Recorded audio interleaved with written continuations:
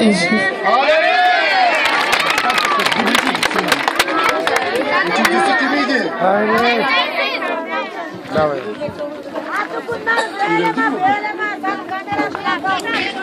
След като Исус разкръсна, Той се яви и говори на своите приятели, но те не знаеха, че това е Исус. Те бяха много тъжни, защото че Исус е мъртъв. Изведнъж те разбраха, че това е Исус. Колко щастливи бяха те, че Исус отново е жив.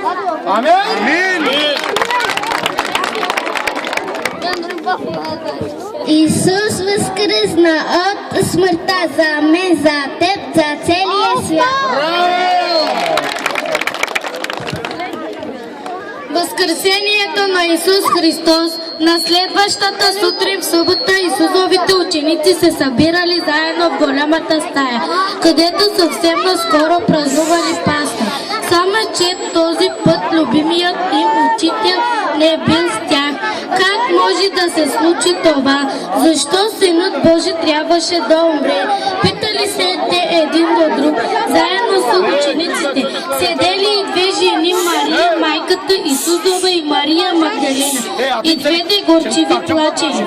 Целият ден учениците и двете жени говорили за Исуса, който завинаги ги напусна. Но дали било наистина така? И ето настъпила неделята, третия ден от смъртта на Исуса. Рано сутринта ангел Господен слязал от небето над Исусовия гроб. Исус бил положен в скала и в дух към гроба се закрива от голям и тежък камък. Ангелът отместил камъка от гроба. Станало най-дивното чудо. Исус Христос възкръсна от мъртвите. Исус отново бил жив.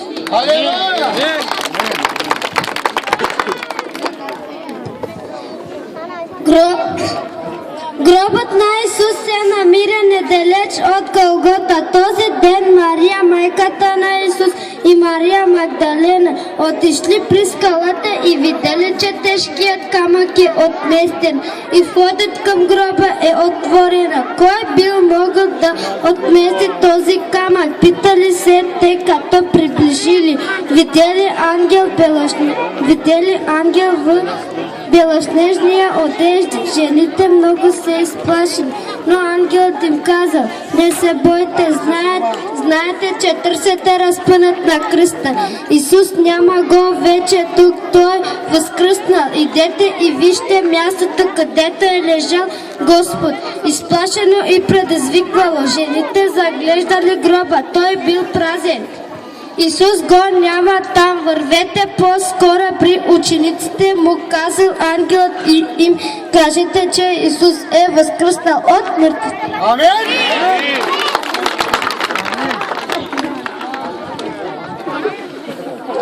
Жените гукнали към Ерусалим, що влезли в къщата, къде ги чакали учениците. Те радостно извикали: него го няма вече в гроба. Ангелът казал, че той е възкръснал. Учениците не можели да повярват.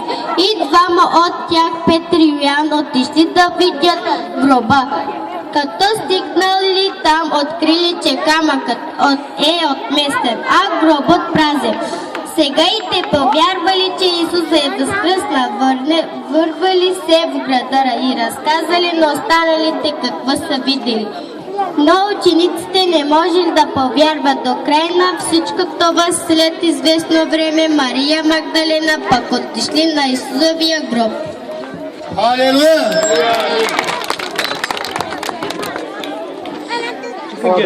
Тя горчиво плачела: къде ли е сега Исус? Наистина ли е жив? Изведнъж чула зад гърба си глас: жено, защо плачеш? Мария помисля, че е градинарият и без да се обръща отговорила: господине, ако ти извадил Исус от гроба, кажи къде си го положил, за да мога да го взема. Но гласът казал: Марио, и тогава Мария познала гласа на Исус. Обърнала се бързо бързо видяла го и се хвърлила към него, но Исус каза: не ме докосвай, аз що не се възнесъл при своя отец, иди при моите ученици и кажи на всичките, че ще се възнеса на небето при отца си. Щастливата е благодарната Мария, хукнала при учениците си и им разказала, че е видяла Исус и е разговаряла с него. Амин.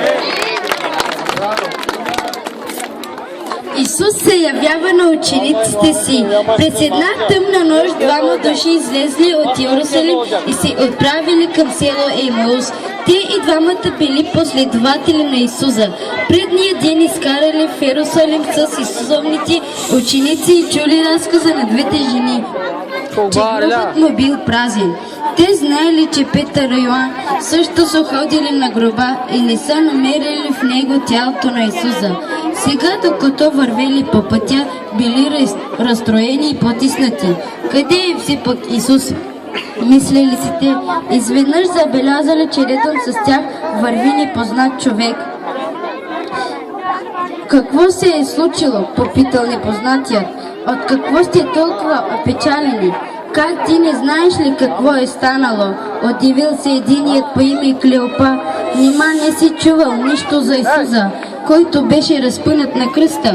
Ние се надявахме, че той ще спаси всички ни, а днес сутринта двете жени отидоха на неговия гроб, но не намериха тялото му. На гроба те видели два ангела и ангелите им казали, че Исус е жив. Амин. Защо вие, неразумни, не вярвате това? Казал непознатият. Станало нещо, което е трябвало да стане. И ето разказът на двамата приятели. Всичко, което е написано за Христос в Библията. Как отначало той ще страда, после ще умре и ще се възнесе на небето. На двамата приятели много сте харесвали разказът на непознатият. Сега те повярвали, че Исус е жив. Наближило село Емаус, където живея Клеопа. Вече е много късно, но може би ще принесеш при мен.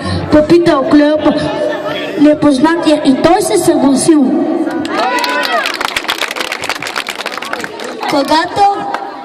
Когато влезли в дома и седнала на масата, случило се следното: непознатия се помолил, разчупи хляба, дал на всеки от приятелите по парче и едва сега те видели кой се срещу тях на масата. Това бил самият Исус и двамата сега хвърлили към него. Неизведнъж Исус станал невидим за тях. Сега тялото на Исус станал невидим.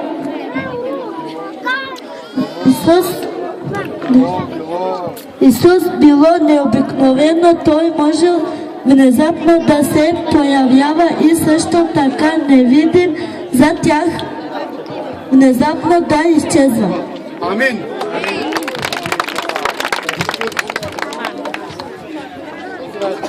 Изчезването на Исус не е огорчило Клеопа и неговия приятел. Те го видели, разговаряли с него и със сигурност знали, че Исус е възкръснал, без да гледа, че още е било съвсем тъмно. Двамата се отправили към Йерусалим, за да разкажа всичко на Исусовите ученици. Честите много се зарадвали, като чули разказа на двамата приятели. Господ наш не е възкръснал, Петър също го вижда. Викали те. Бог да благослови.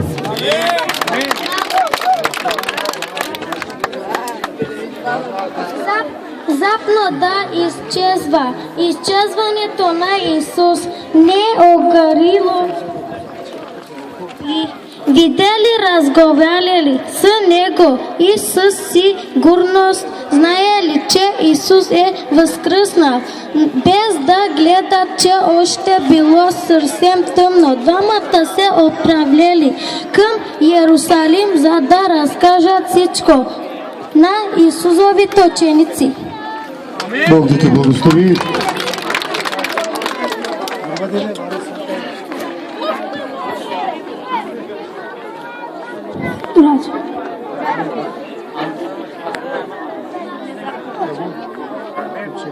учениките много се зарадвали, като чули разказа на двамата приятели. Ятели, Господ, нали истина е възкръснал, нали Петър се уста. Наистина Господ възкръсна. Наистина Господ кръсна.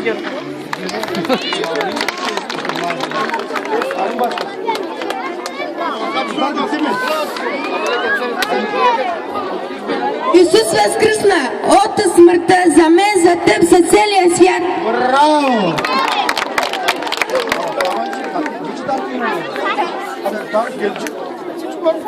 Исус възкръсна от смъртта за мен, за теб, целия свят. Браво!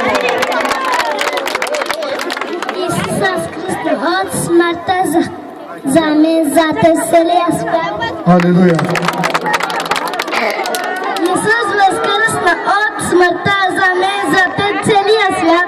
Алелуя. Исус възкръсна от смъртта за мен, за теб, целия свят. Браво! Исус възкръсна от смъртта за мен, за теб, целия свят. Браво.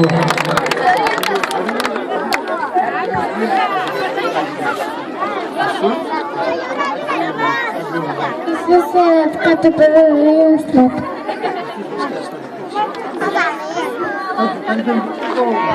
Исус възкръсна.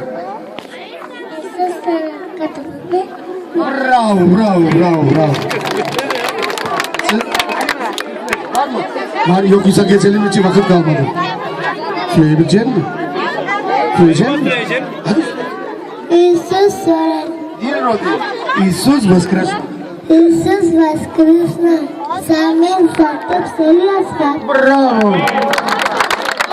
Исус е от смъртта за мен, за теб, за целия свят. Алелуя!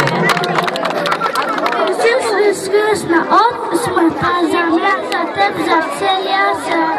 Браво! Исус възкръсна от смъртта за мен, за теб, целия свят. Браво! Исус възкръсна от смъртта за мен, за теб, целия свят. Бог да те благослови.